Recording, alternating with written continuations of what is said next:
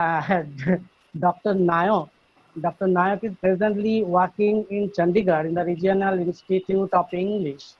And we are really happy that we have him here among ourselves. So some words about Dr. Nayak. Dr. Gopal Chandra Nayak teaches language and literature to MA English students, and he teaches action research and communication skills to the participants of postgraduate certificate in teaching English, along with conducting training sessions in the continuous professional development program and other need-based training programs conducted by the Regional Institute of English, Chandigarh. His research areas include social emotional learning, emotional intelligence, and teacher education. He had 7 years of teaching experience with postgraduate students mainly. He, coming to his academics, he had his MA degree from Sambalpur University, Odisha, B.Ed English, he got his MPhil, and he obtained his PhD, all three from EFLU Hyderabad. And he cleared NET soon after he got his PhD. Then he entered into the service and presently working, as I have already said, he is presently working as an assistant professor at the Regional Institute of English, Chandigarh.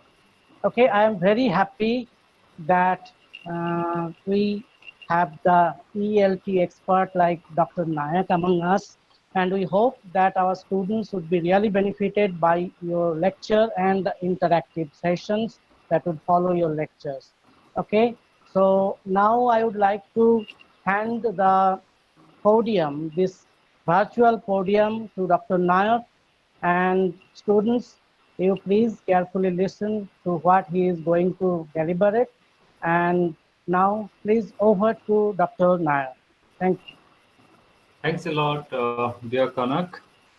Thank you to the principal, Dr. Anandita, and thanks a lot, Krishanu sir and Debujay sir, and I think I'm forgetting the names, but all the faculty members for giving me the privilege of. I think there is some audio is on. Okay, Dear fine. students, please, 1 second. Dear students, please mute your microphones. Dear students, some of you may be that you have forgot to turn your microphone off. Please turn it off. Okay, there should be no disturbance here.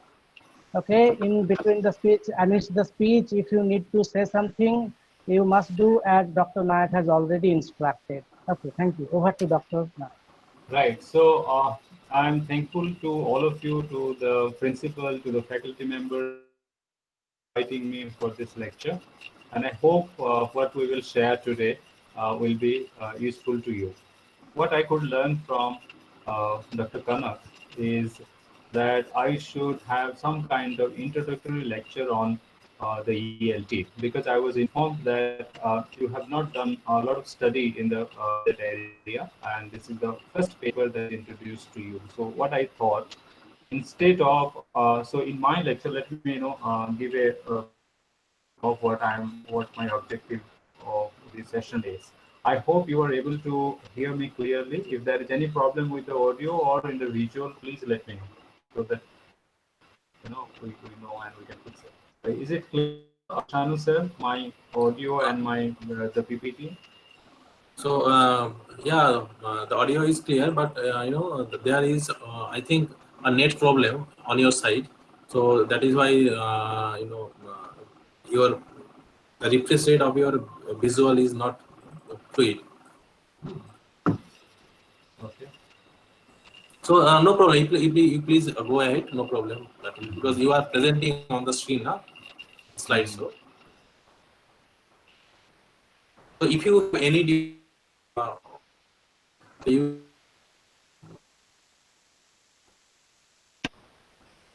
any other,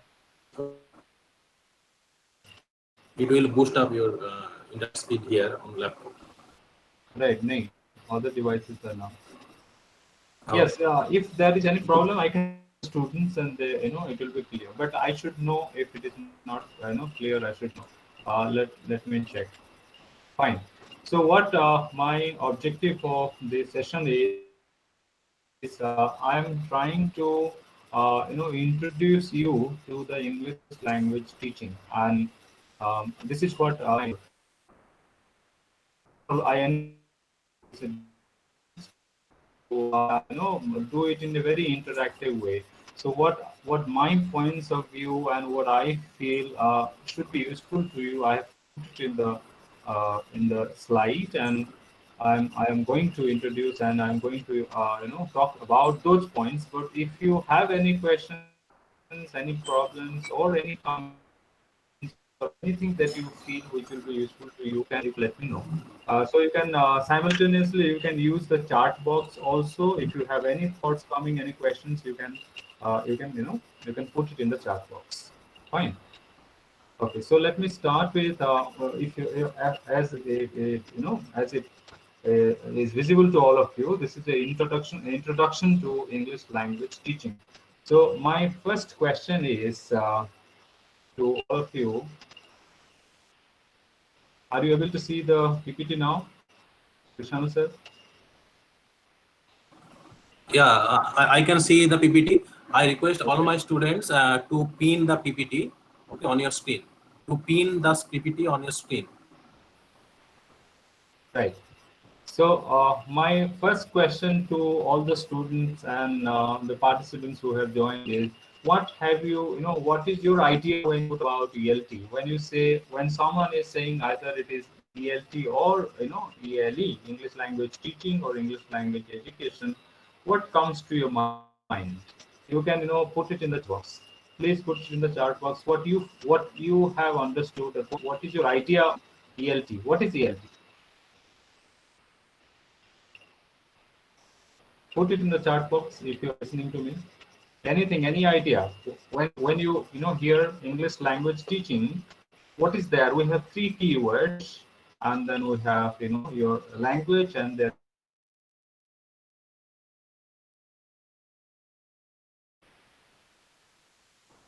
I'm giving you maybe a minute or so. Please put it in the chat box.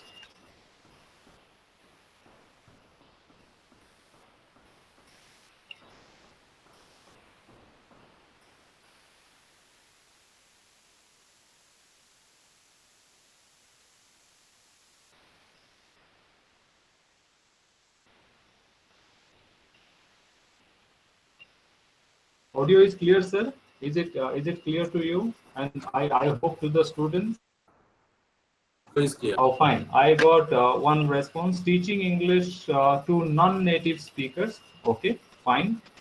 When we are talking about teaching English, we mean to non-native speakers. Yes. Any other idea which is coming?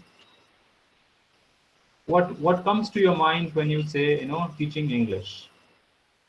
The way to teach the language so minutely so that every student can understand. Very good.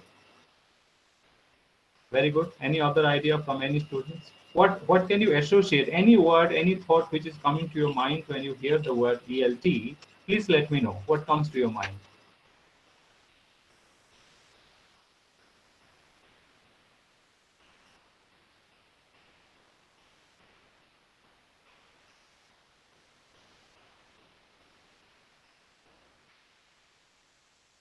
So let us see. I know when you say you have three words here: English language teaching, right?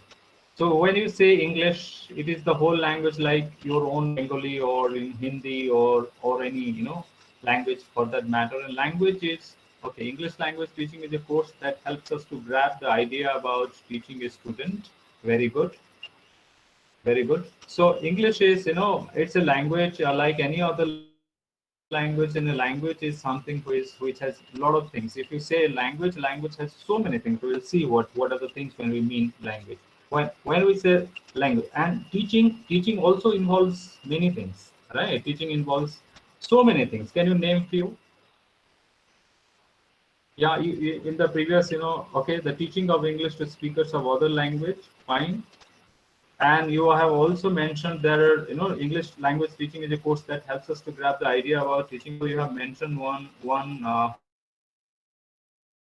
topic, right? So what part we'll see when we are seeing, when we are talking about English language teaching, we are, not talking about one, but we are talking about so many things, right? So it is a universe in itself, English language teaching.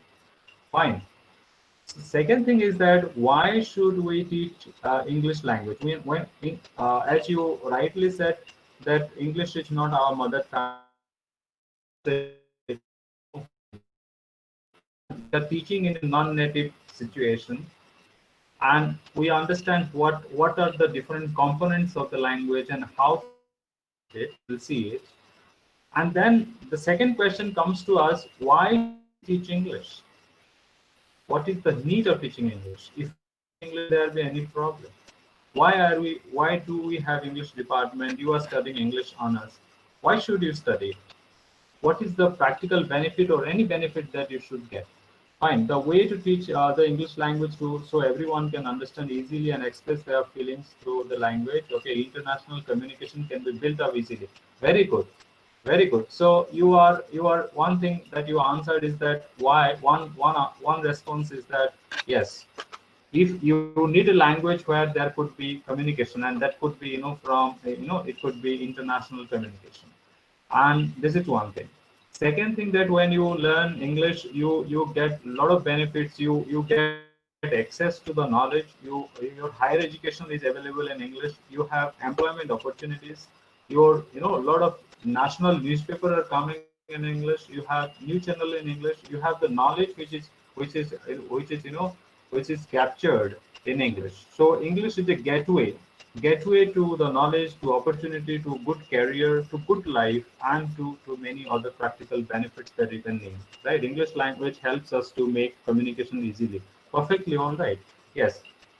So that's why we are we have to study English. But if you look at the, I think all of you are aware that our new educational policy has come up, 2020 NEP, and it says that there are many debate and discussions which are going around the NEP, and they have one concept which is introduced is when we are talking about English language education, when should we start it? We now India is in a position that we cannot do away with English because of the historical circumstances, because of your colonization and all these things introduce we are introduced English, and it has given a lot of benefits to us. So English is not only a language, but English is a language which is helping a nation grow, which is in helping a particular individual grow.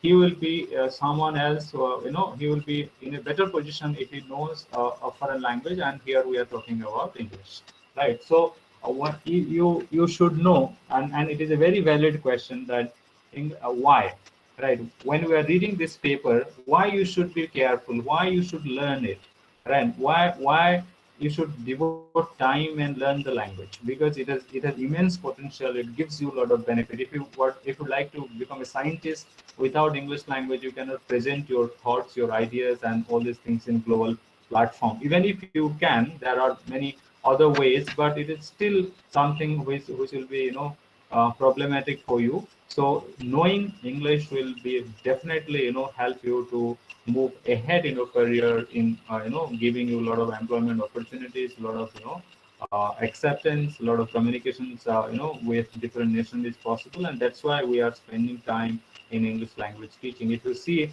there are a lot of agencies like British Council and Regional English Language Office by American Embassy. They are doing a lot of business, and they are selling the language, and they are educating, and they are also letting people know. You have IELTS and TOEFL and TESOL, so many courses which are offered by the native countries like USA and uh, you know UK. Fine. Okay, another point is coming. I'll say not only English. If we learn more languages, we may know more about their literature, grammar, and we may put those ideas into our mother tongue, that is Bengali. Perfectly all right. This is what you are saying, Shubham Tripathi. That I'm so happy to receive all these comments from all the students that and the points that you are talking about a multilingual approach, and this is what your national education policy also says, that it is not only teaching only one language, but let us teach many languages to the students. And they have also pointed that when the children are when they are, if we introduce it at the initial stage, in the first 5 years to 8 years, the brain is very fertile, and the neuroplasticity, it helps people to get and pick up language very quickly. So yes, so if you know side by side your Bengali, your English and Hindi and many other language, it is very beneficial. But here we are talking about English because it has, by many circumstances, it has become an international language and globally accepted language. There are other languages like French and German, and other languages are also there, but that is not as widely used as English. You find everywhere. So one has to learn English. Then what is another important question is those people who are the teachers of English, those of you who would also like to be teachers of English, or you like to take up employment or something like that. How? How to teach English, how to acquire English, and this is what the ELT engages with. English language teaching, it tries to understand all the issues, all the factors which are surrounding this English language teaching. How to teach a language, what are the best way, and there are not one best way. There are so many things which comes to your mind when we are talking about English language teaching. All right, so now let us go to the next slide. uh, Fine, it is, let us look at any comment on it. If you like to comment on it, this is only one these points which I have mentioned here. You have numerous factors which are involved in each factor. This is only to not to confuse you with more information. I have just put it simply, the important branches or the important factors which we take into account when we talk about ELT. Right? Any comment on it? When we are talking about ELT, we are talking about the English language, right? We are talking about a person who is called a learner, right? A learner is involved in any teaching or learning situation. There is a language here in this situation, in English language teaching situation. We have our English language. We have the learner. We have a person called teacher who is teaching. The teaching learning process is happening through a medium, through materials, right? There is, how can you teach? You have materials, right? What does materials involve? You have your books, you have your many other things. I'll come to that. And you have methods. In certain way, certain things are taught. You have all this teaching learning process takes place in a space, and we have created a space which we call classroom, and we have tried to improve the classroom. We'll see, I have another session with you tomorrow, then we will discuss in detail the classroom. Any other point which you would like to mention when you are talking about ELT? I'm waiting for a minute for your response.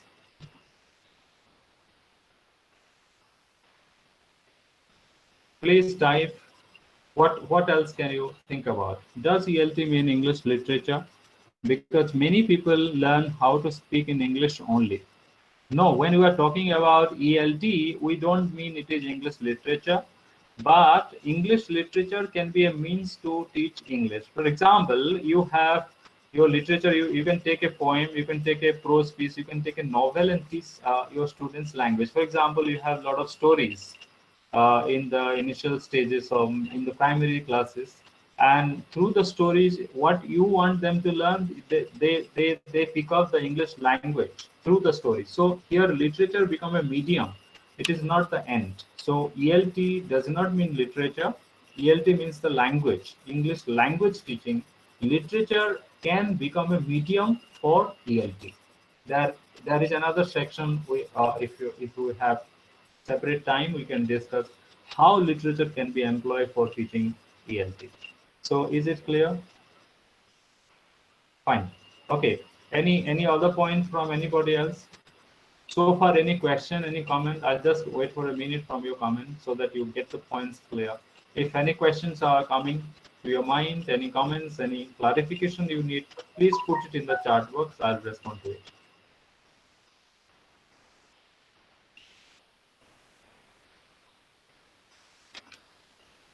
Take a minute and put it in the chat box, whatever you like to comment.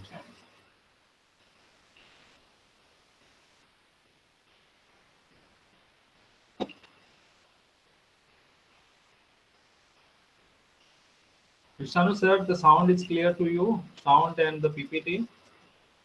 I hope the Yes, students are clear. able to hear me clearly and see the visuals. Yes, clear to me. I ask all the students to pin the presentation slide, okay, Fine. on the screen. Right. Okay. So okay, let me see. There is a comment structure of English language. Okay. Fine. Structure of sentence and words. Fine. So when you are talking about this is you are talking about what is language. When we say language, what is it consist of? Let us look at the next part.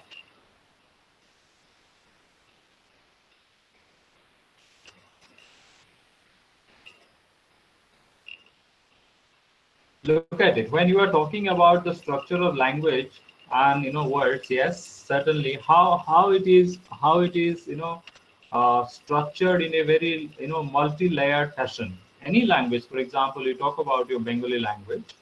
Any language we call technically, this is a technical language, we use it in linguistics, and Dr. Kanak will be able to take you deep into it if you like to study more on these issues, because he is an expert in the field of phonetics. So here I'm just introducing you to the different components, and as you are saying, the structure of language. So the structure of language, how it is structured, how a language is structured. The language is structured like this. You have called something called phoneme. You have the sound p, b, k, and we have 44 phonemes. We have 26 letters, but we have 44 sounds. Sir, are you presenting any PPT? Yes, I am presenting. Are you not able to see?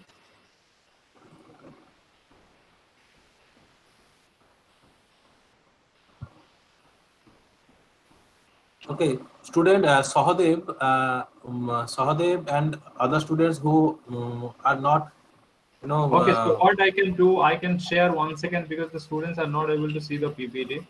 So I'm stopping it and doing it again. Fine. okay, okay, okay.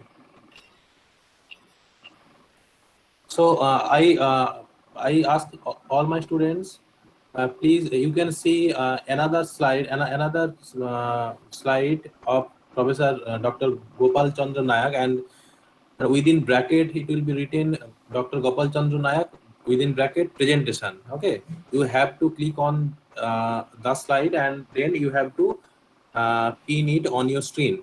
Okay, you know very well how to present, and I think that will not be any problem to our students. So student, you can see that Dr. Gopal Chandra Nayak is presenting his slide. You just pin to screen. You just go to the screen and pin to it.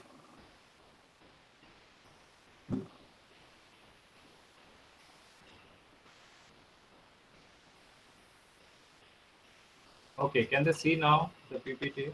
Just no, Yes, yes. we can see now. We can see. Okay, fine, fine, good, fine. Okay, if you can see the PPT, right. So we are talking about the different, as you were asking, the structure of language.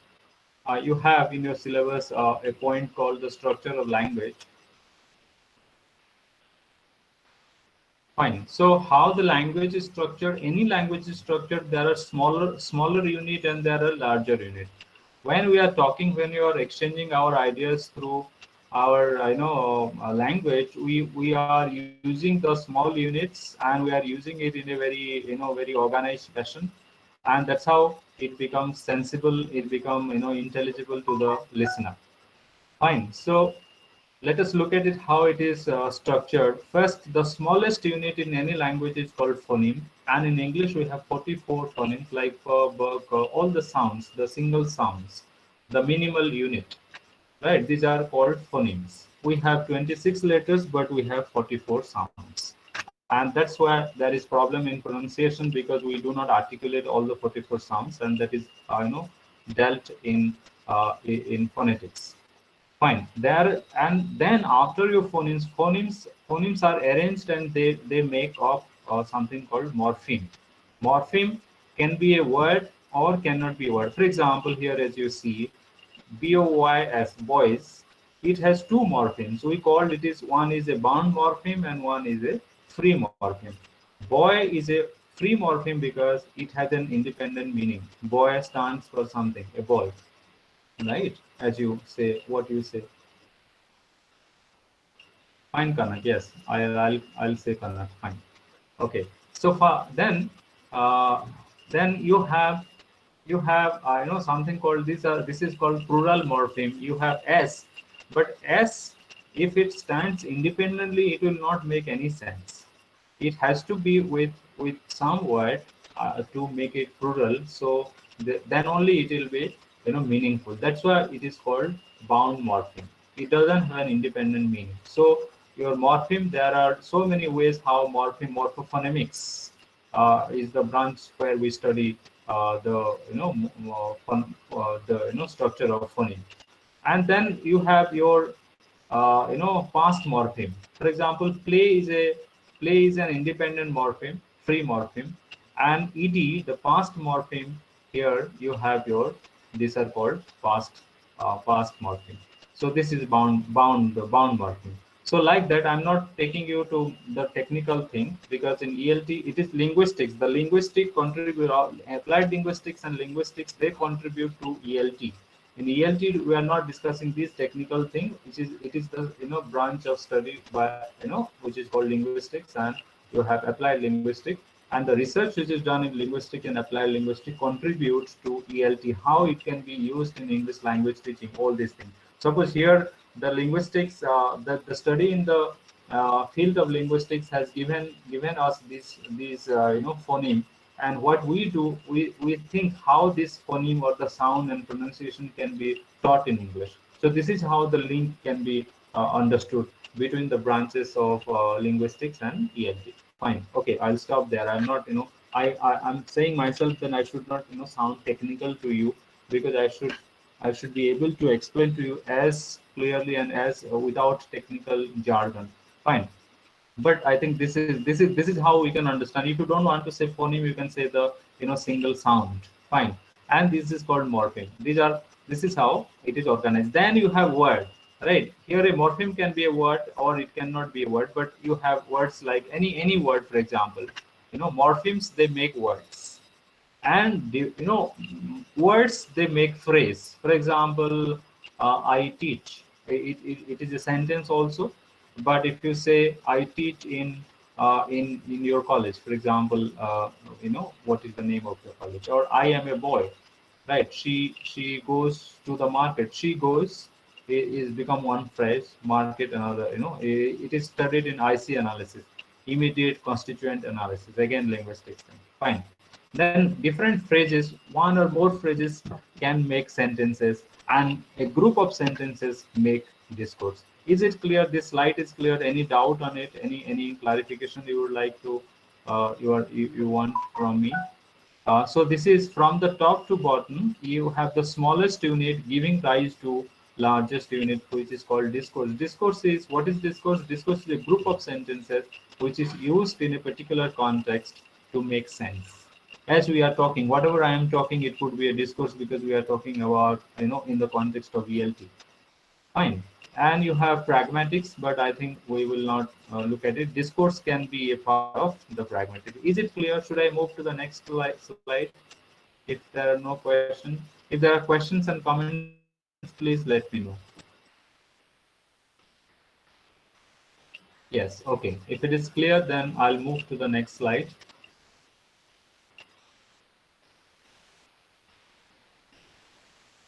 Now let us come. That is your structure of language. That is how a language, any language for that matter. This is not only English. You can have your Bengali also. I don't know how many phonemes you have in Bengali, but like that you will have your. And if there are any variations that demands research, I think Kanak did a research like that, because he wanted to found a pattern in his MPhil.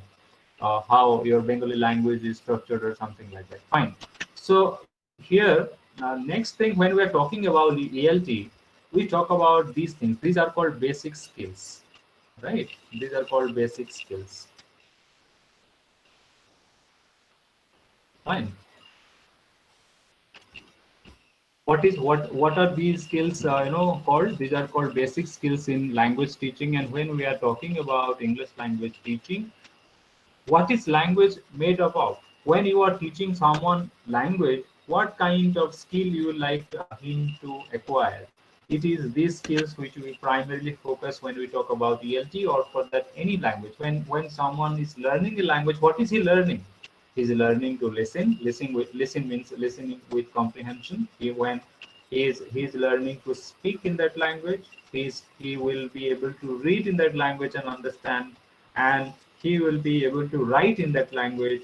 And these are additional things like vocabulary and grammar. It will be helping this four skill. We call it LSRW, like listening, speaking, reading, writing. So when someone is learning a language, he is learning all these four basic skills. Suppose you would like to learn French, you have to acquire these four, basic skills to be able to communicate with anybody, either in oral communication or in written communication.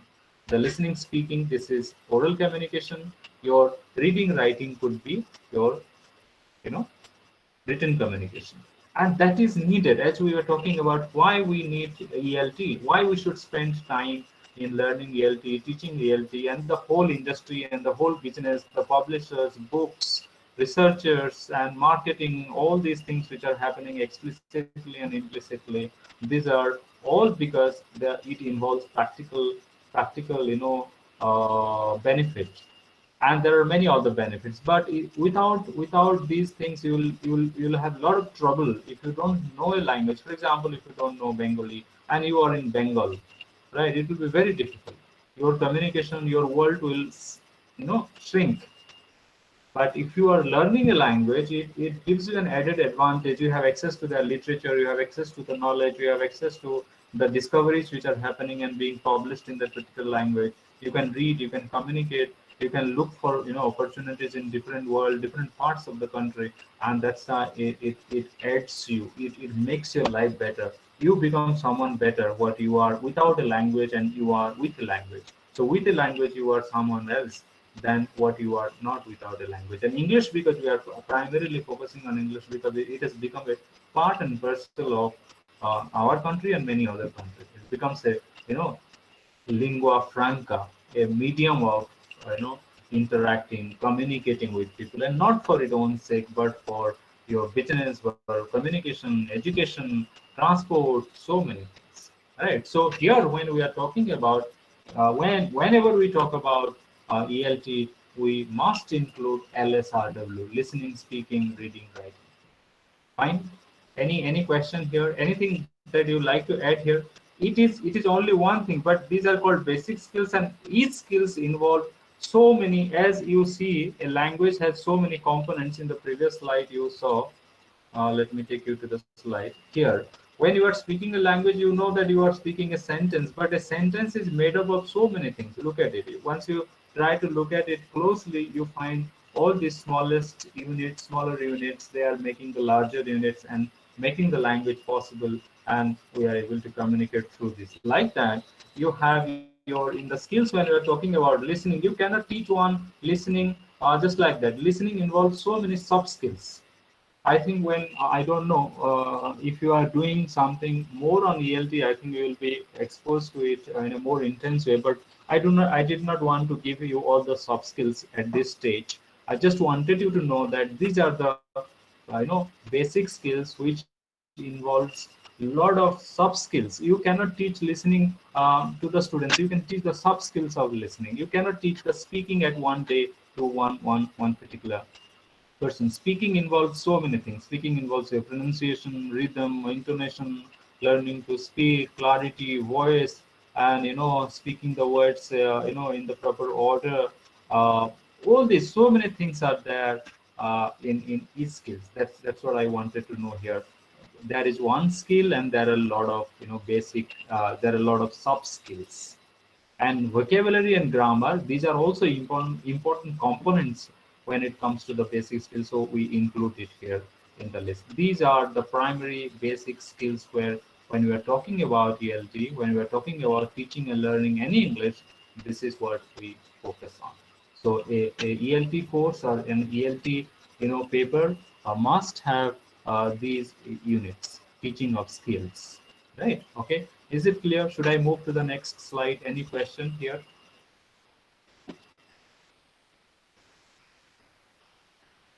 You can also ask me questions later on when I stop presentation, but I'm taking your questions immediately if you tend to forget. So just feel free to type your responses and any queries, any comments, any new point which you find is relevant. You should go ahead and push in the chat box.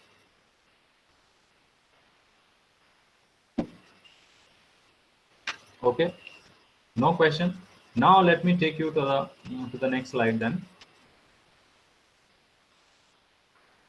Fine. Let us talk about, I'll just introduce you to the main idea of what involved in this, in this all this basic skills. So now let us look at listening first.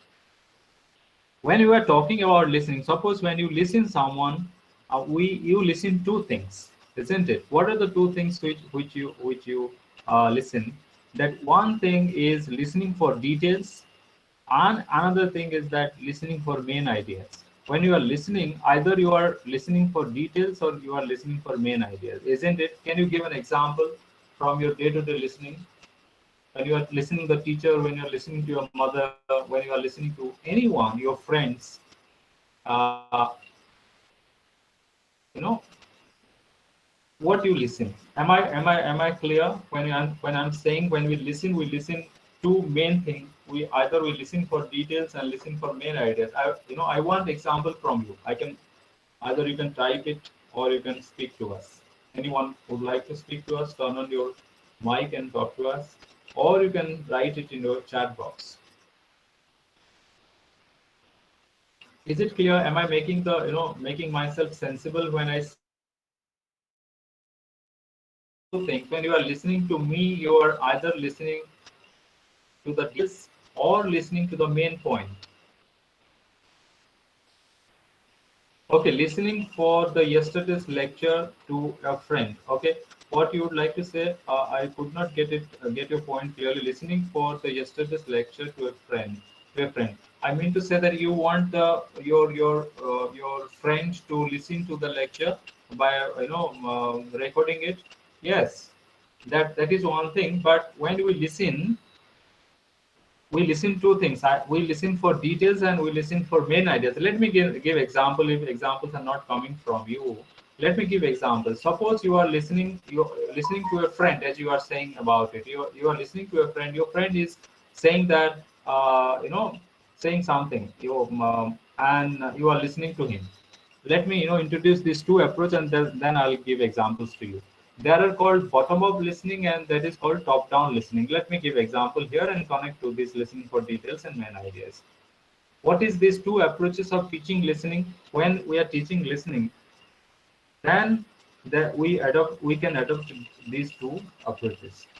Do you believe listening should be taught in the classroom, or it is something it happens naturally in the class? Listening from teachers is an example of listening for details. Yes, very good, very good.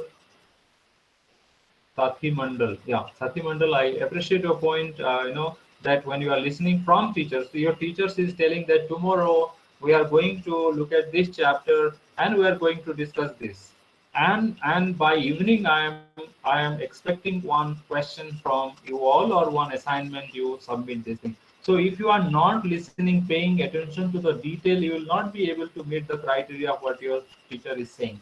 You will not be able to send the question or send the assignment on time. So that listening is listening for details. For example, when you are listening to a train announcement or a flight announcement, from platform number 1 this number of train is going to leave at this particular time, and if you miss that particular information, you will miss the train. So do you see how listening and this These skills are important and it is helpful for our day-to-day functioning. So these are called listening for details. Listening for main ideas. Suppose a news. Suppose you are listening to a a piece of news on a particular news channel, and your friend, your father or your mother is asking what is the news is all about. So he's asking the main idea. It could be about the China or India, the tension which is taking off. It could be the Ria case. It could be any, national, incident which is happening. And that is, you are not detailing it, but you are just letting him know what is the main idea there. So one listening could have one main idea and it could have many details.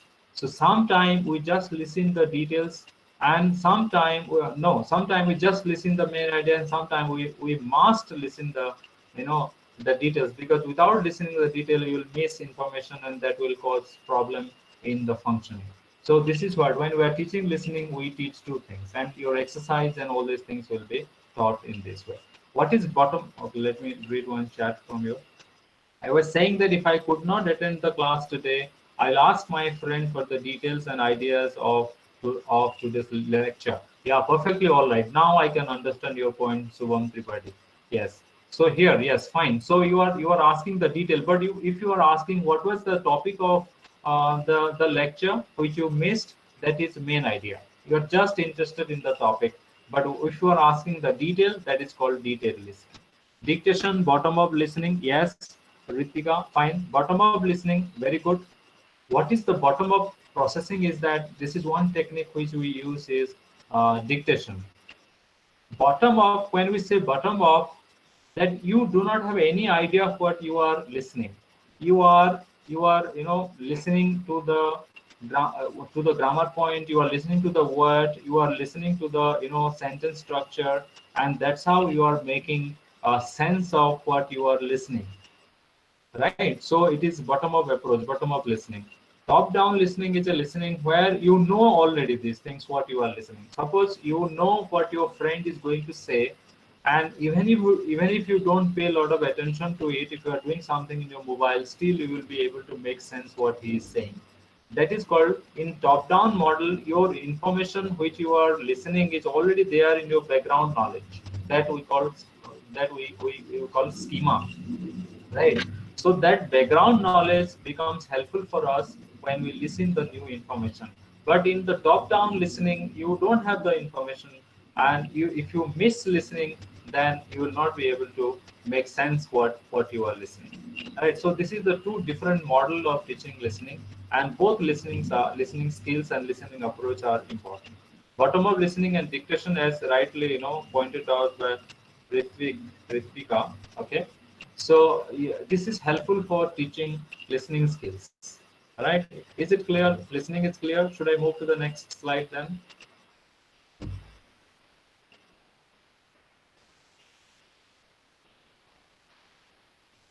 Okay. Now let us move to the next slide. It is here your speaking. When you are talking about speaking, when you are teaching speaking, what are the speaking involves, it involves so many things, so many sub skills, and then only you will be able to speak. You know how to articulate, the word, you need vocabulary, you need good rhythm, you need intonation, you need to know how to appropriately modulate your voice, and so many other soft skills of speaking. Who is a good speaker? Someone who can master all these soft skills. Right. So, what are the different stages through which we can teach speaking to someone else? Stage first, when you are introducing a new language and teaching them speaking, practice. What is you give lot of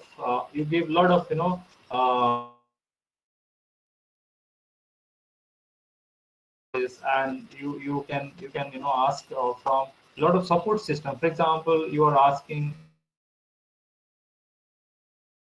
you have given a lot of support system. That is called controlled practice. What is your name? You are is given in,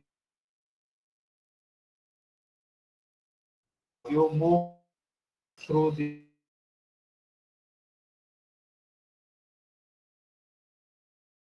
when they are speaking, you can relax the control. You can slowly move to less controlled practice. You can ask them, introduce each other. You don't say what is your name, and you introduce what is your school and what you are teaching. You don't ask these kind of questions, but you only say this kind of a task. You can say, introduce yourself.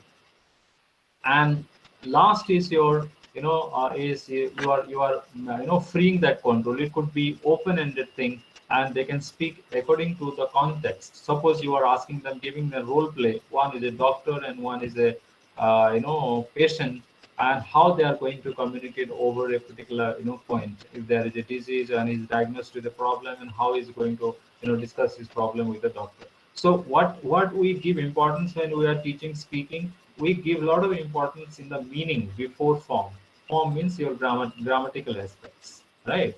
So when you are speaking, when you are teaching speaking, what we do, we give a lot of thing importance to the meaning. Even if there are problem with the grammatical form, with the articulation, with the other things, we do not become judgmental at that stage. We do not correct it as teachers. What we do is that we give importance to the meaning. Is the meaning communicated? Is he able to communicate his point of view, or is he able to function in the particular language? That is something which is given importance in speaking. For example, you know a foreign language and you do not know it very well, but you still can go to the market and you can buy the grocery, and you can buy vegetable with the small number of words and vocabulary that you have picked up. So we encourage the students in this stage of speaking to make more sense on the meaning, give importance to the meaning. Don't, as teachers, we should not jump into correcting and become very judgmental and start giving instructions in the grammatical form. I don't know how you were taught, but in the traditional classroom we were given a lot of grammar tips, and that's how we were taught, we were asked to go ahead in the language learning journey. But if you do that, there will be a lot of problem, lot of innovation, and the students will be discouraged to learn the speaking skills. So it is good way to start when you are teaching speaking, to give importance to the meaning. Let the communication happen, even if there are problems. Fine. Then we talk about authenticity in spoken materials. When you are designing any task, what is authenticity? What is the authentic material? I think that thing might have been mentioned in your syllabus. I don't know. I think it's missing or not there. Okay. When we are designing any task, when you are looking at any material in any book, we call it something an authentic material. What is an authentic? This is a technical term. Would you like to respond to it? Have you heard about it? What is an authentic material? What is authenticity?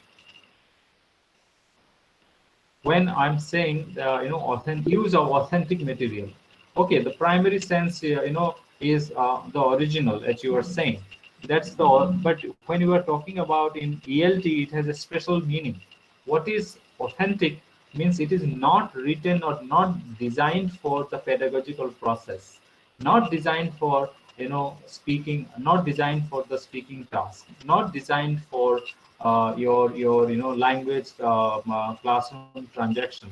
It is not designed as a textbook. Is designed for the use in the classroom. So authentic material, can you give some examples of authentic material? Authentic material are those materials which are not designed for the pedagogical purposes to be used in the classroom.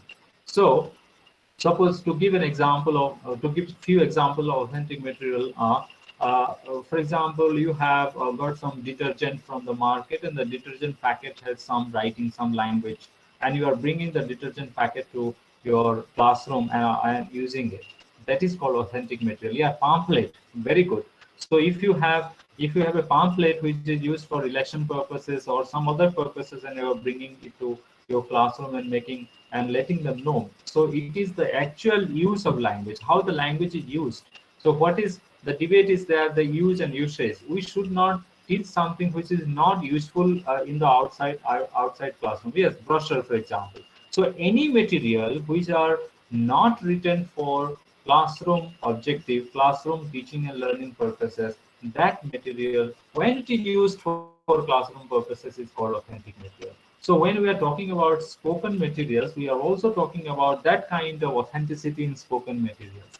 You are designing some task where the learner will feel the urge to, speak in that particular, situation, in a context. It should not be a very animated, where it is a very, controlled and animated situation where that it is not like real life like. So we should bring task and material when you are speaking, speaking, when you are teaching speaking, that should be real speaking, like real speaking, what people speak in the real context, right? That kind of material we should bring to the classroom to teach speaking to the students, right? So is it clear to you? We have there are different approaches and methods. I think methods we are not covering a lot. Maybe you have an unit we called a TBLT approach, task based language teaching, right? And we give students different tasks and they will do the tasks through languages. That is a method of teaching different skills. I'm not going into that TBLT. That could be a separate session on TBLT. Fine. So if there are questions, any question on speaking, you can put it in the box, or I'll move to the next slide.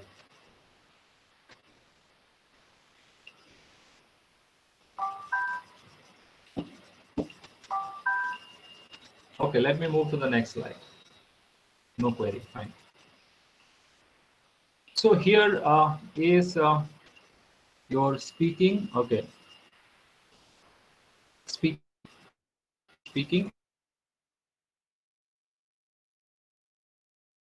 Your reading has also bottom-down model and interactive model. This is another is added, and it is not neither bottom up not top down. We have three ways of teaching reading skills to the students, and then the different soft skills of reading.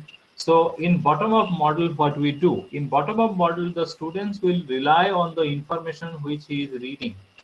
He doesn't have any background knowledge. For example, you are a student of your honors of English, and you are an art student, but you are reading an article which is about for example physics, or which is some other subject which you don't know, or something which your background knowledge is not there on that particular type of reading material that you are reading. And in life we have to read so many things where you have to find some material where you are you don't have any knowledge, but your knowledge you will try to understand from reading the sentences, and that kind of material are called bottom up reading material or bottom up model. You can use it in the classroom.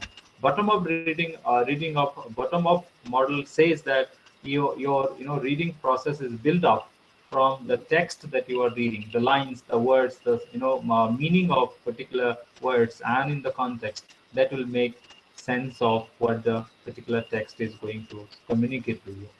Second model is top-down model.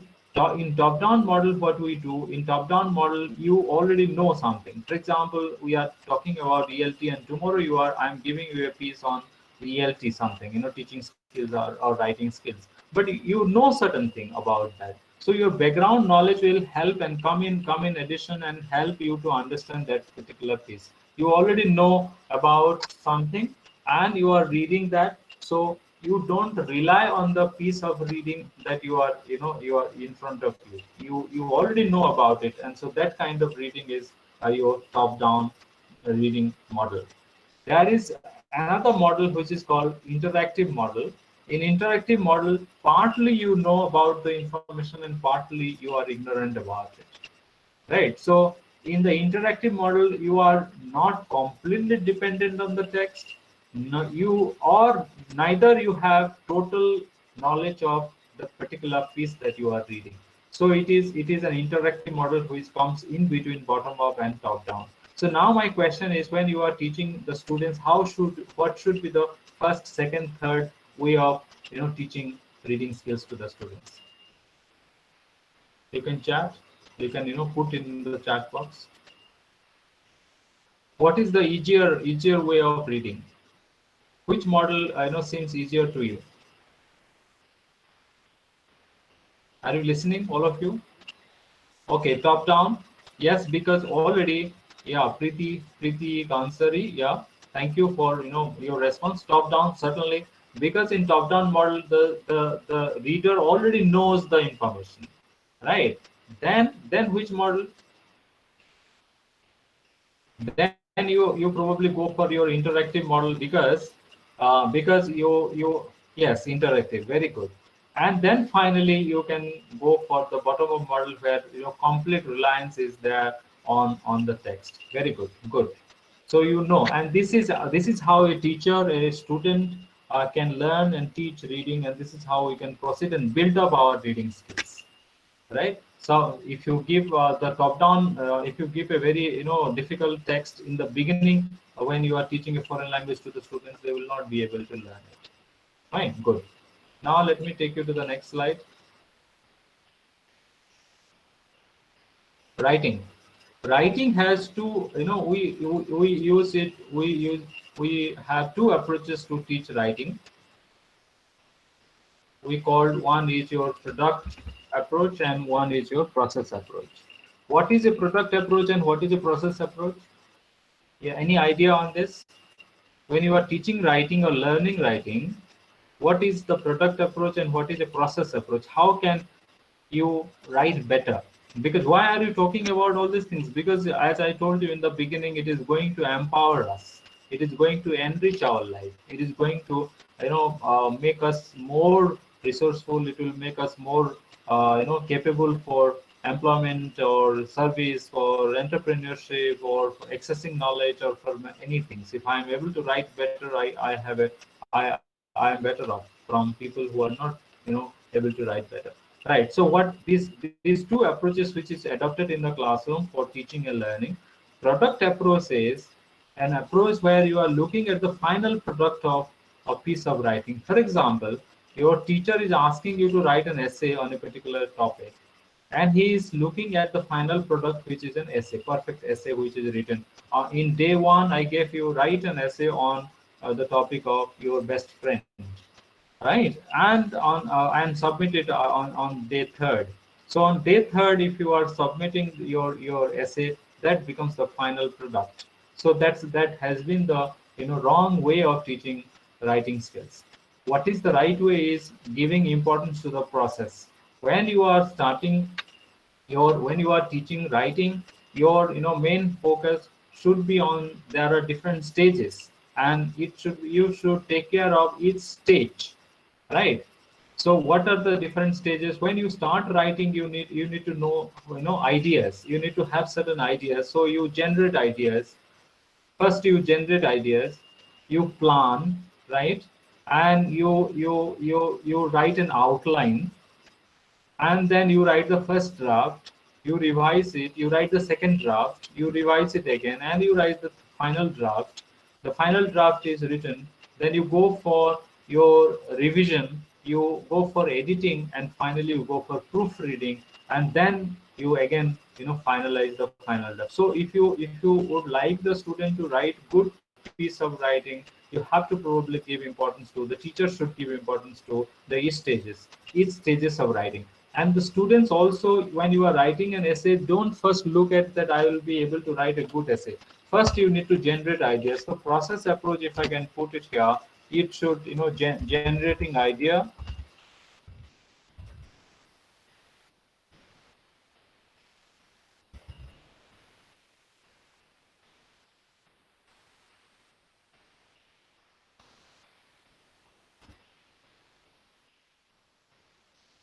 you can write the first step. Okay, I am not writing, fine.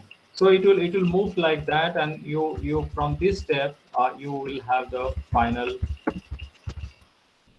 draft, right? It is the starting stage and it will go to the final draft.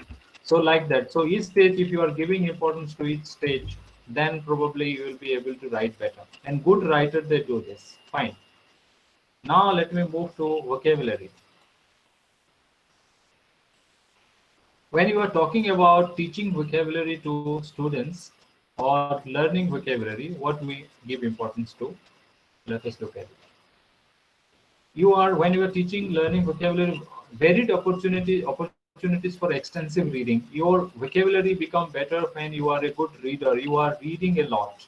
So reading will enable you to learn good vocabulary. There are also, we use two terms called active vocabulary and passive vocabulary.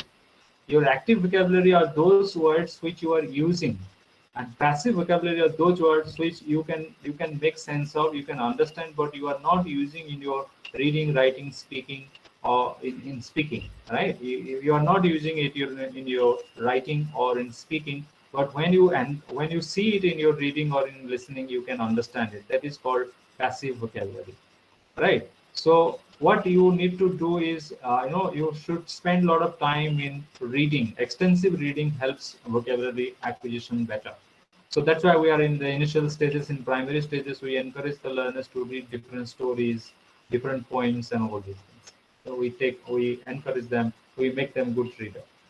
Fine. Second point is you're experiencing words in context. When you are, a word does not become meaningful if it is in isolated. If you are encountering that in isolation, it will not make much sense, because, as you know, any word has multiple meanings. If you look at a dictionary, it has a lot of meanings, and which meaning is appropriate in that particular context is, it will be only you can infer it from the right context. So teaching and learning of vocabulary can happen in particular context, because you can make sense of that particular word in that particular context only. Fine. Then learning about words as a series of interrelating systems. So when you are learning a word, it has some kind of interrelated connections. We call it collocations. One word collocate with other, so it has interrelated, systems. So that is something which helps. Inferring word meaning, as I told you, a word can be inferred. The meaning can be inferred from that particular, context. So that should be, we should create opportunities for ourselves and for our learners to infer the word meaning.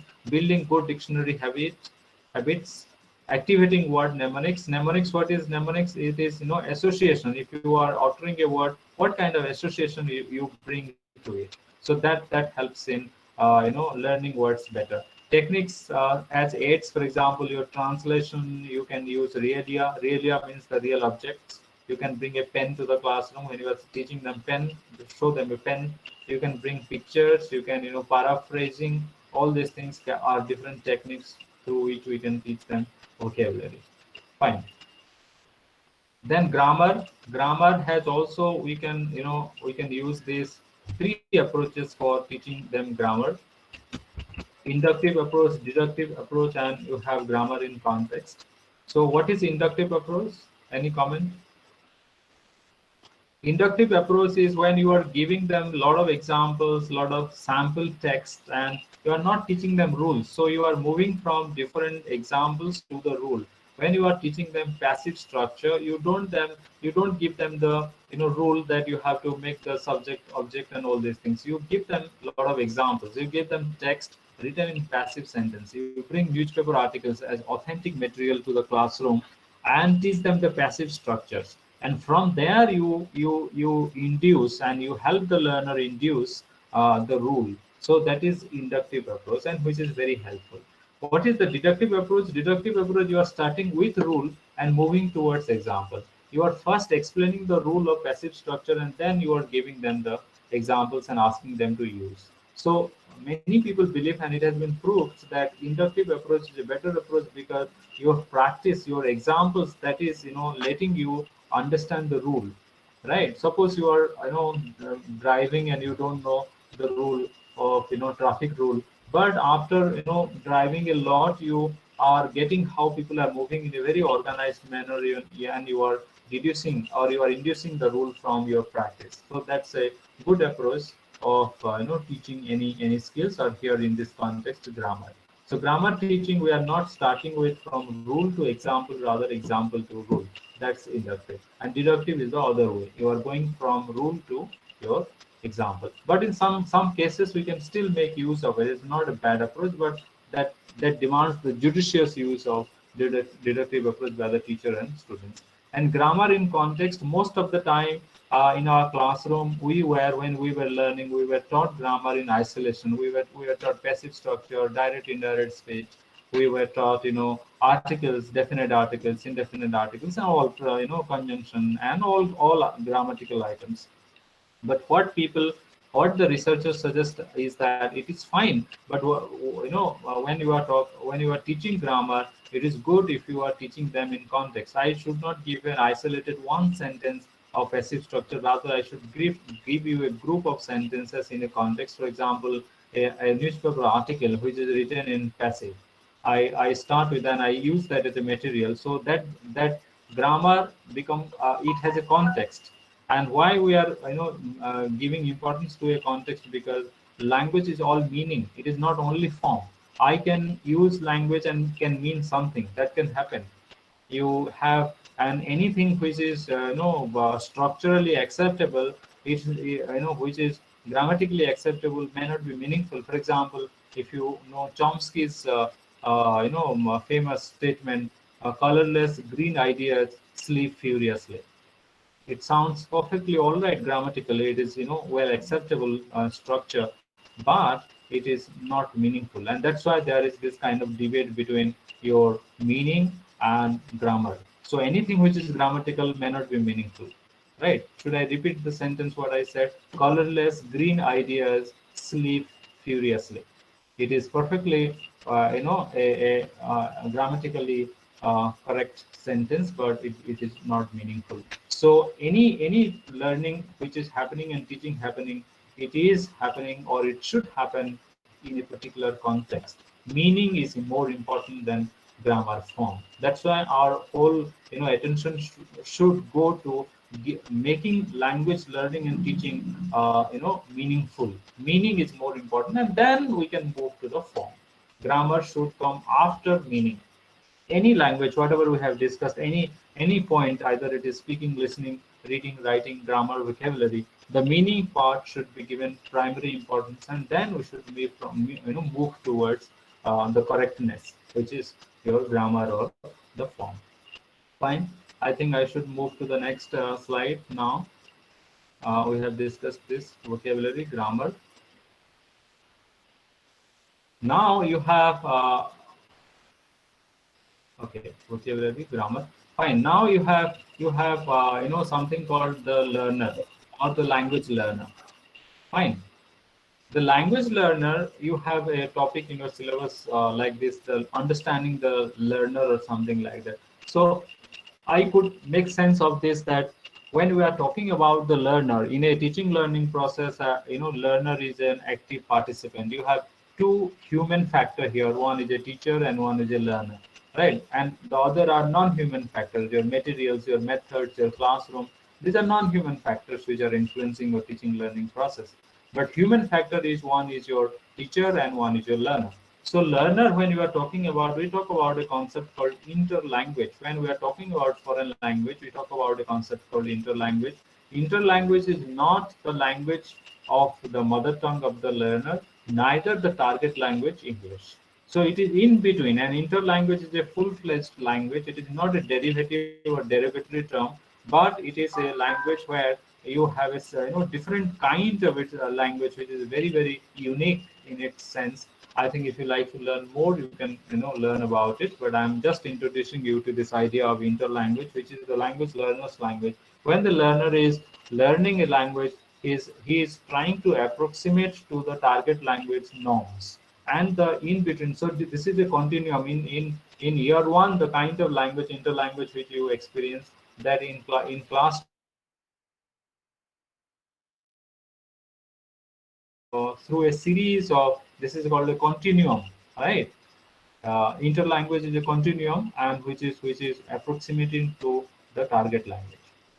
Then learner's errors as strategies of learning. This is another concept which is discussed, is that there will be errors when someone is learning a language, and the errors are indication or indicators that the learner is learning that particular language.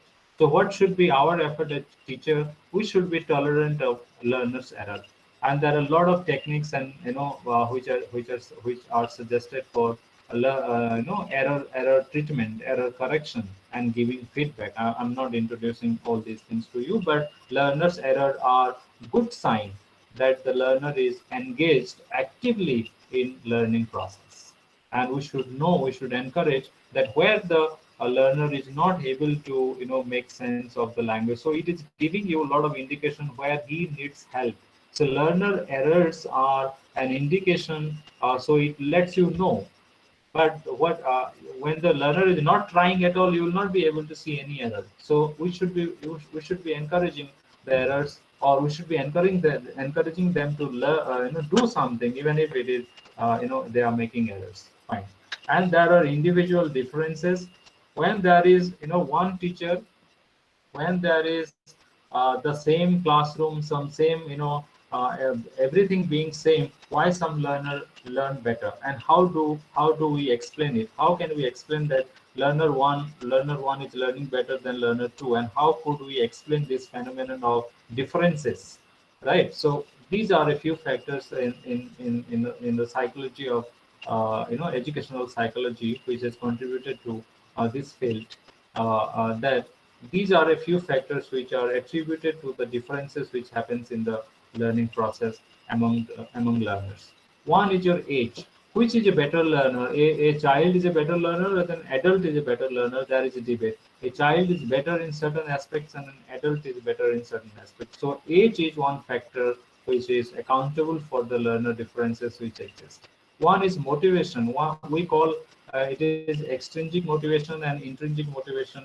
Someone is has joined BA class or MA class just for the sake of a certificate. This is called your instrumental motivation. It is something where he is not taking a lot of interest, but he is for the instrumental purpose. He has joined the program, so he will not be motivated, and his learning will be certainly affected by the factor called motivation. One is an intrinsically motivated. He is taking a lot of interest, irrespective of the fact that what will be his score, and what he will he will be happy for getting a certificate, but he is enjoying the whole process of learning. So the learning will be much better.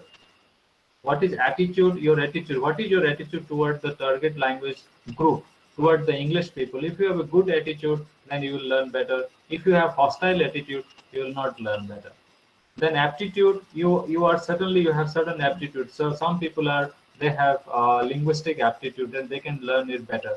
And some people they are artistically oriented, they may not be able to learn better. There are people who have different aptitudes. So your aptitudes will determine the speed and speed of language learning, and how well you learn a language. So there are different aptitudes which exist among learners. So these are four factors which have been identified. There could be many other factors like learning styles and all, but it has not been proved that as a important factor which is causing learner differences. But these are four factors which we studied when we are talking about individual differences, and that's learner.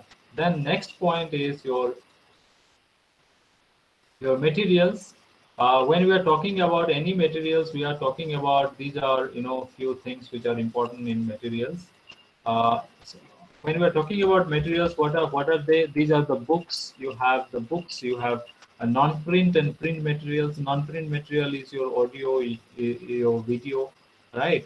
And you have your principles of selection, gradation, and presentation, which is adopted for designing a book, designing any material. What is called selection? You select material which is good for giving that kind of learning experience to the learner, and then you grade it. From gradation, one principle which you adopt is the grading from simple to complex. Unit 1 is simpler, and unit 10 is complex. So any learning process should move from known to unknown, and that's why this process we adopt in the textbook, writing and textbook selection.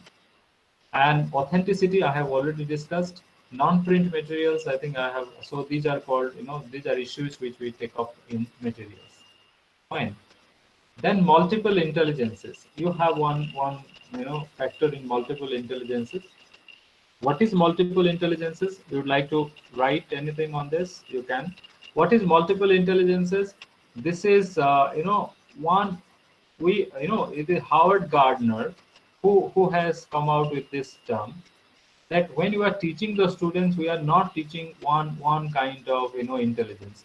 There could be people who are musically intelligent. There could be people who are they are intelligent in other aspects. There are people who are visual learners. There are people who are kinesthetic learner, who could be someone who is good in linguistics, some in language, someone in mathematics. So there are different kind of, there are around nine intelligences which has been talked about by Howard Gardner. And why we have to give importance to it? Because someone who is not doing well in academics, we should not ignore that he is a very stupid fellow.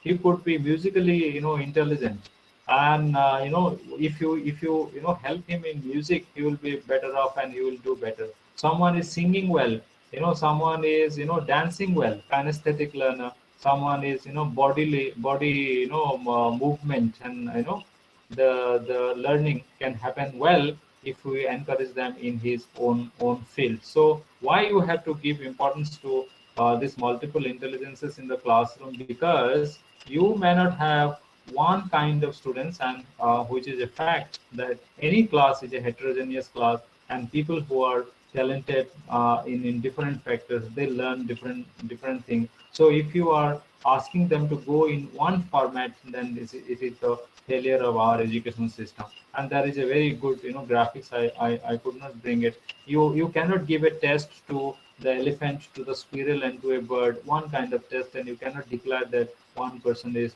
a dumb and one is a very good for nothing. Right?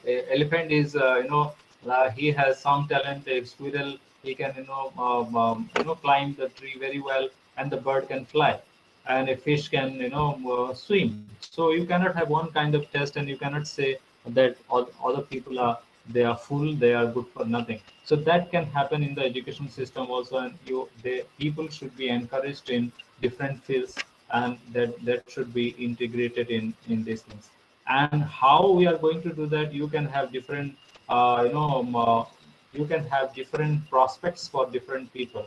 Also, this could, when you are designing material, we can also keep it. Someone is a visual learner, someone is a auditory learner. Someone learns better when we see, someone learns better when we hear, someone learns better when we do things. So all these things should be integrated in the material, so that it will address to all kinds of learner, which is a challenge definitely, but we should look towards that. So that is something which is multiple intelligences, and this is important in ELT, because ELT is something which is not only academics, and you should learn, write, all these things, but you're in the classroom in education. We don't talk about in ELT, but we talk about in general education. When it comes to ELT, how it is important in ELT? Because you should, in your ELT material, in your approach, in your teaching, in your material, in your assessment, you should have scope for multiple intelligences. You should not declare in one test that other people are dumb and they are full. They could be talented in some other way you might not be able to see. Right. So it is the implications for are there for the material writers, for teachers, for students, for people who are developing language tests. So that's how this concept, which was originally belong to the field of psychology, it is used here in reality. Fine, you have something, become more successful at learning all subjects, even improving them. Fine, okay, fine. So this is called multiple intelligences. Now I think I have completed my presentation. If you have any question and comment, please go ahead. Teachers can cite examples from areas where their intelligences lies. Yes, yes, certainly. It is a time-taking process, and there are many people who have devised many different tests. You can maybe you can look for those tests to discover what are you talented at, and what is something where you can do better. There are a lot of tests and ways to discover someone that uh, talent and intelligence. Okay, now I want you to come have any questions and comments.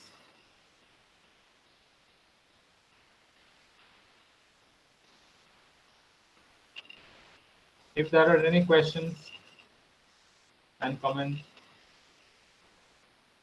Yes, Krishanu sir, you can turn on your mic if you are listening to me. Yes. Now the students or any teachers or anyone who would like to comment, or if they have any question, I'll be happy to address that. Okay, they will type the chat box. Yeah, Okay. either they can type or they can speak to me, whichever is convenient to them. Yeah. Any point which is not clear, anything which anybody would like to ask, they can. Uh, Our faculty members who had been teaching the course, Yes.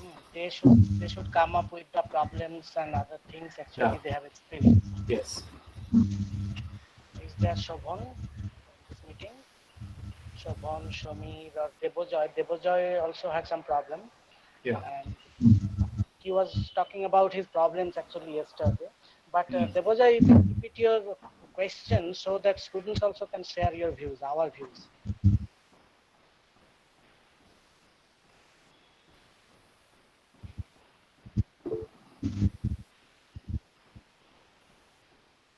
Yeah. According to you, what is intelligence? Fine. Intelligence is one. I think there is some noise coming from Department of English, so you can turn off your mic for some time. Yeah. Fine. According to you, what is for if you are asking my opinion, intelligence is something where you are good at. Suppose you are able to dance well, so you can say that you are intelligent. So it is a kind of expertise in doing something well. If you are good at weaving someone, so it's a skill, right? There are called IQ and EQ. I'm not going to this technically how intelligence is defined, because there are a lot of debate around that. But one in a very layman's language, I can say that intelligence or your skill is something where you are good at something. You are good at mathematical intelligence. For example, you have looked at the cinema, this Shakuntala, right? She is good at in the numerical calculation, in multiplication, right? So that we can say that she was mathematically intelligent, numerical intelligence. Someone is good at in thinking, right? So that is called something, a different type of intelligence. So people can be intelligent in different way. So that's called intelligence. You are good at something, good at doing something. Okay, how far do we in India have to go pedagogically as far as being inclusive to the multiple intelligences of various language learners is concerned, sir? Fine, I appreciate your point for the question, Debujay sir, that in India, actually, we are moving forward to accommodate all, intelligences and multiple intelligences in the classroom. And as you are saying rightly, that making it inclusive, but it is a long journey. It is not something where we are happy where we are right now, because as you see, we have one format of understanding the language, understanding the learner. For example, we have one system of examination, and that's why people are being trying to accommodate this multiple intelligence factor, but it is still a long way to go. And probably we have created different other areas. Suppose if you in Kendriya Vidyalaya system, you have I think you have music class, you have dance class, you have other classes. So it is trying to accommodate different intelligences, but there are a lot of things to do. Most in government schools, in remote areas, schools, we have not done very well in this multiple intelligences area, but still there are scope and people are being trained and being aware of this. So it is a process of evolution and growing up. I hope if you have further questions on that point, you please go ahead and type. My pleasure. But it's good. First point that which is important is that we are at least aware.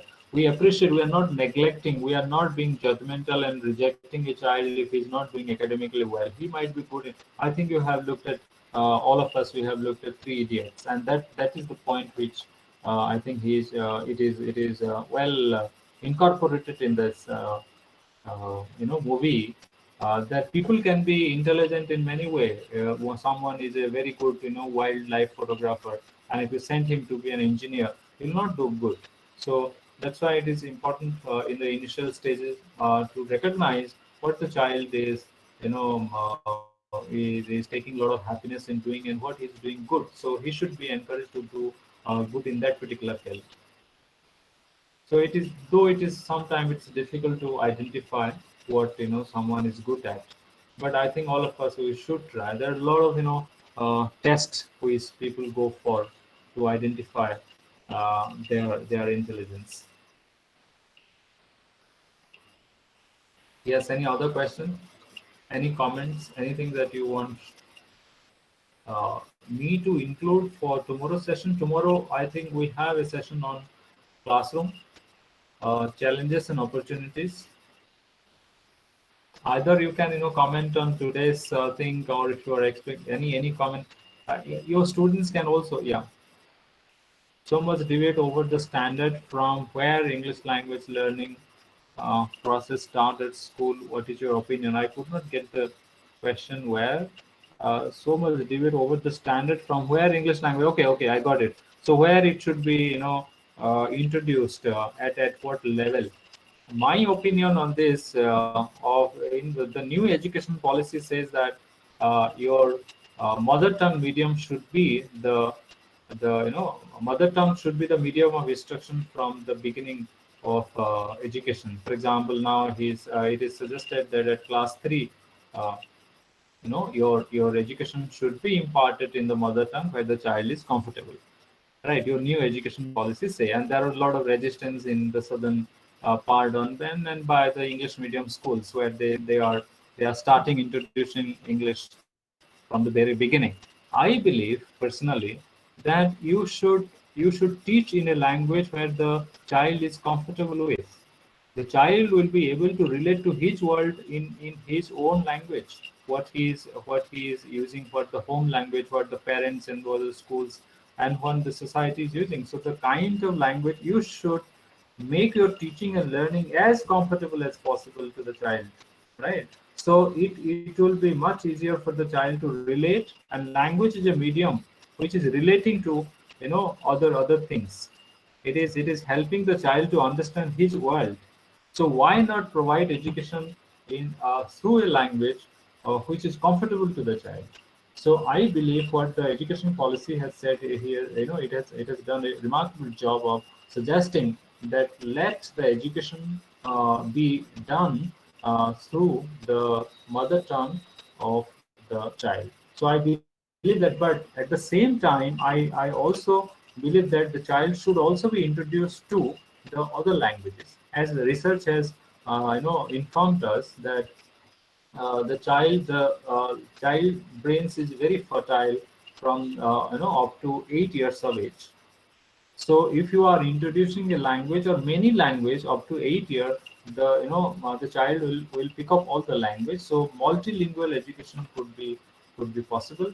And though you are providing the education through the mother tongue, let English be there side by side. So we can have a balanced approach. We are not saying like the English medium schools that all education should happen in English, and thereby what you are doing, you are not giving enough scope for learning the home language, learning the language of the society. And if you are not helping the child to learn the home language, he will not be very efficient in the use of language, and thereby he will not be able to communicate with the society. So he will not be able to connect with the root. So let many education, many languages should be learned at the same time. You should start with the home language and can allow other languages, including English. That's my personal opinion on it. A balanced approach, neither English nor home language at the cost of either one. So it should be both, or it should be more than one language. But education should happen in the language where the child is comfortable. Okay, another question. Only test is perfect to judge one's intelligence. Okay, only test is perfect. Okay, okay, you are saying whether the test we should rely on the test. Yeah, there are many tests, but again there are a lot of debate on the reliability of the test, whether you can rely on the test. But you can, when why people are going for test, because everybody is not so, this is called intrapersonal intelligence, and another term, interpersonal, and there is multiple, intelligences. When we are talking about intelligences, this is, one intelligence is intrapersonal intelligence, interpersonal intelligence. Intrapersonal intelligence people, they understand themselves very well, so they can have a good understanding of their weaknesses and their strengths, and they probably will be able to know what they are good at. But not everyone. That's why these kind of additional help comes in the form of tests. So tests will let people know, but test could also be wrong. So I'm not suggesting you to only, rely on the test. You can also rely on your own feeling, your own work, what you have done, and how you feel. But it could happen once you are little mature. It will not happen very well if the, students are children. They will not be able to reflect and understand their own strengths and weaknesses. But you are little mature, you'll be able to reflect on your strengths and weaknesses. If you like to go for a test, go for the test, but go with some kind of, maybe suspicion. You can think about whether test is saying right thing about you or not. So you don't have to 100% believe in the test, but you can go for test, and there are different tests, available. Right? Any other question?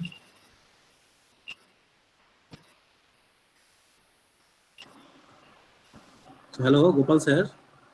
Sir. Uh, uh, I don't have any question, but I want to share my thoughts. Okay.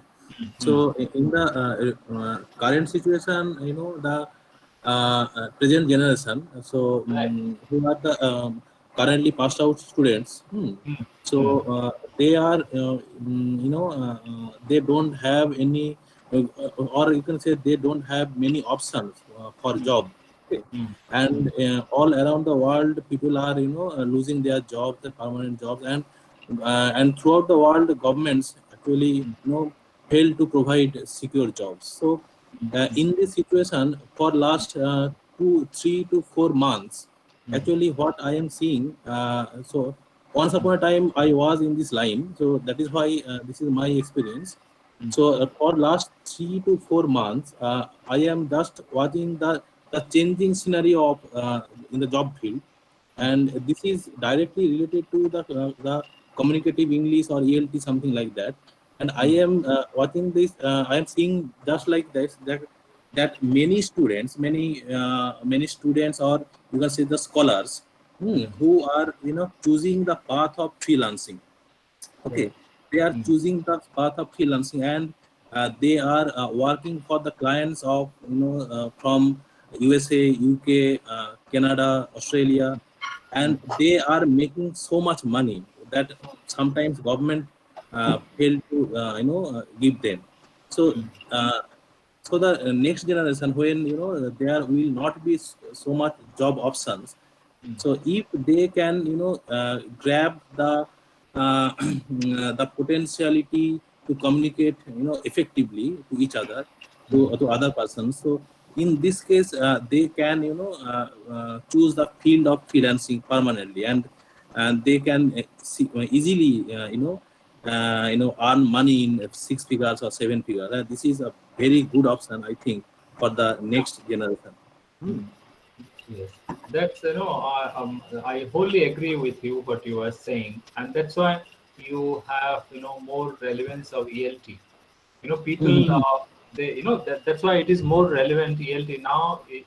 Our MA program is affiliated to Punjab University, and Punjab University has totally changed its syllabus. And I Hmm. attended the, syllabus changing committee workshop which they conducted, and there this argument was happening that why are we learning something, why are we learning English, what should, after the MA, what the, the MA student is going to do.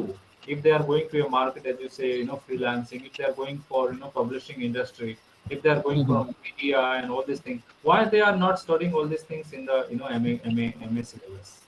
And that's why they have brought all these things in the new syllabus. Right now, the Hmm. Punjab University English, syllabus is, it has incorporated all these things, and students are given a lot of choices. so they can pick up what they would like to do. So English is not only teaching them literature, which they may not find a market value.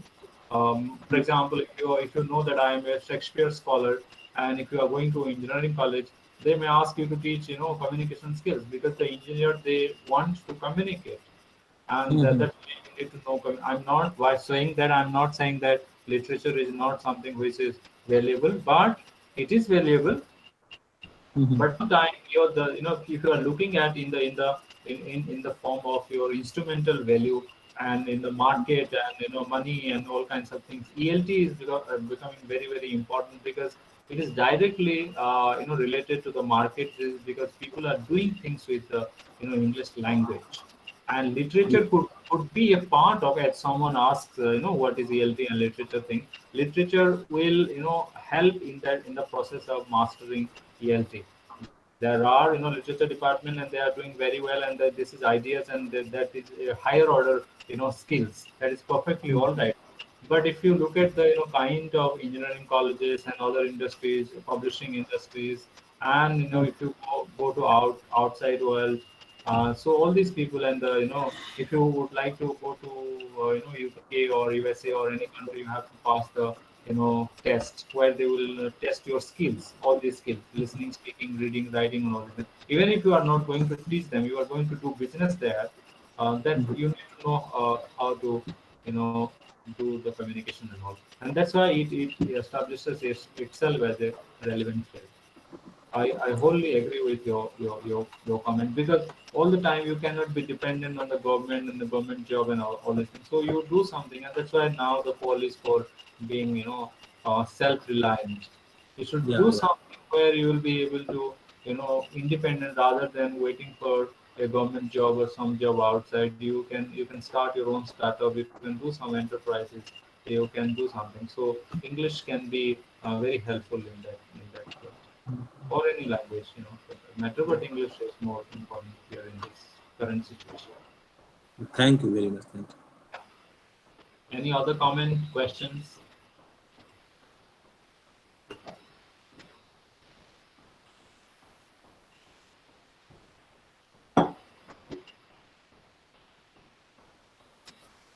I think we are done. There are no comments and questions. Students, or may I say something to our students? Yeah, please. Go ahead. Dear students, if you have nothing else to say, then we can put a stop here. Okay. Tomorrow also you have another opportunity to interact with Dr. Gopal. Okay. Another question, Gopal, you have on the chat box. Okay. Let me see. Two Oh, questions, fine. or one of Okay. them. Again, English language is a key to the global market. When you speak English, the world will listen to us. What's it? Yeah, I perfectly agree with this point. Perfectly, because this is a good medium of instructions, and you can reach the global audience if your voice will be audible. If you have a book published in Bengali, the audience will be less. If you are translating it to English, it will reach the global market. The audience will be more, and you can see the result of just for English. So that's one example of what the English language can, how the English language can empower you. So perfectly, or any field, you are a scientist, you publish something in Bengali, your idea will be limited to one location. But if you are publishing it in English, it can reach to everyone. So this is really empowering. Fine. Next is when we are talking of LSRW, how much is the serialization important? What is it? Serialization. Oh, you are asking that should you start from listening and then speaking and then reading and writing? I don't think so. You have to start in a very this way: listening, speaking, reading, writing. But it is language learning happens, people, when you learn your own mother tongue. Before you spoke, you listen a lot. A child listens a lot, and then he picks up the words, and then he starts speaking. And writing and reading and writing comes little later. So in that sense, listening happens first, and so it is not that you first listen and you don't speak. It happens simultaneously. But how, if you would like to put a order, as you were talking about, you know, if I got your point, if you, you know, this is what I meant by your question, serialization. You know, the order, you are asking the order, how it should be taught. You know, one person will not start writing first. You know, in very rare cases it might happen, but you know, people you know, listen and they, you know, speak and they read, write. But in the classroom when we are teaching it, all these things should happen simultaneously. This is called integrated teaching, teaching skills or learning skills. You are integrating. When someone is listening, he is speaking, in not only listening. But a child, you know, for example, at 6 months, up to 6 months or so, before, you know, babbling happens, you know, that he or she is listening a lot of, you know, language from the grandmother, from everyone in the family, and then babbling, and that's, you know, speaking one word letter sound, and then you know, so this listening and speaking, it happens, you know, without formal training. You don't have to teach listening and speaking in your mother tongue. But in mother tongue also, there are people who can speak, listen and speak, but they are not able to read and write. In the mother tongue, in Bengali also, you meet people who are able to speak and listen very well, but they will not be able to read and write. That requires formal training. But when it comes to the foreign language English, we need training for all these things: listening, speaking, reading, writing. And that not necessarily it can happen in this order. It can happen simultaneously, and it is good to integrate skill. You ask him to listen. You know, on the same topic, in the same theme, you speak on that. On the same topic, you write. And this is called thematic integration of language unit. You have one theme, but on that particular theme, you have all these skills weaved around. Fine. Then why is English considered to be a library language in India? Because if you have all the books written on, you know, your English is first, when it is introduced, it is declared a library language, because this is, you know, limited to your reading and writing, you know, thing. It was not officially declared as something which is, you know, a, you know, communication, a language or official communication, or people will talk. So it is limited to your reading and writing, and that's why it is a library language, because reading and writing, it is mostly, you know, happen for formal official purposes, and not for informal day-to-day communication purposes. That's why it is a library language. It was considered a library language. You don't find a lot of people speaking in English. If they know a language which is a common, they don't speak in English in India. Except, you know, there is called code switching and code mixing. If I know that's a different term in linguistics. Right? So that's why it's a, you know, reading and writing, because it was first limited to that function of official purposes, and it's a very good. I talk about the order of putting them. Yes, yes, I got the point. I just, hello, I'm not able to. Who is speaking there? I'm not, you know, getting it clearly. Krishanu, please mute your device.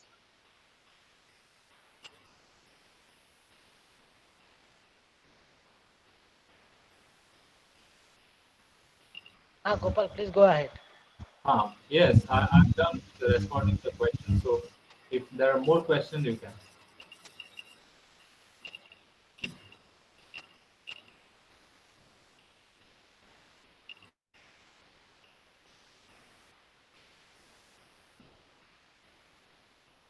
Yes, are there more questions, comments?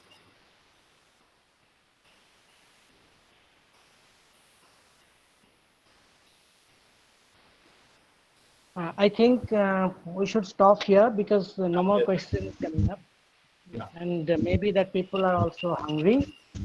Gopal, Yes. Gopal, you too.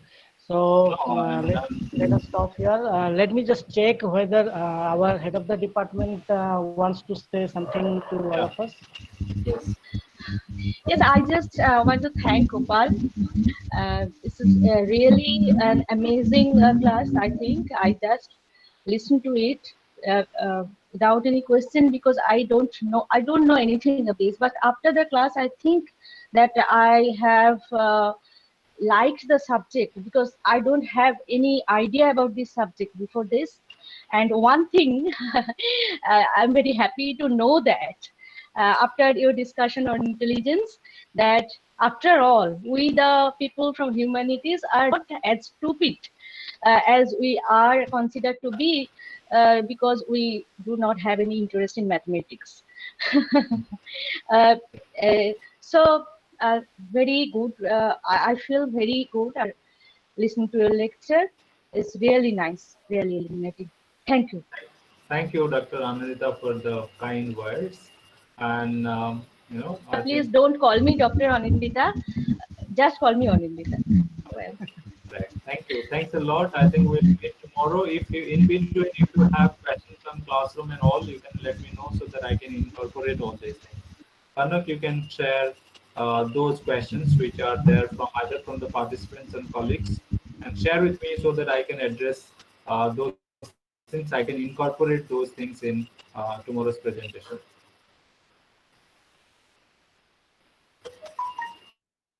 Okay. So thank you all. Thank you very much. Thank you, Gopal. Thanks, Kanak. So Thanks, yeah, for the everyone. Thanks the yeah students and participants, colleagues, your colleagues, yeah everyone in the department. you are most welcome, and we are going to listen to you again tomorrow. And eagerly, all of us are waiting for the moment.